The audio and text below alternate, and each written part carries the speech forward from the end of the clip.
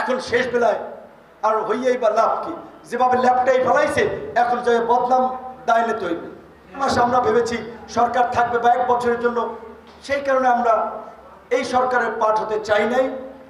এখন শেষ বেলায় আর হইয়াই বা লাভ কি? যেভাবে ল্যাপটাই ফেলাইছে এখন যে বদনাম দায়নে তৈরি।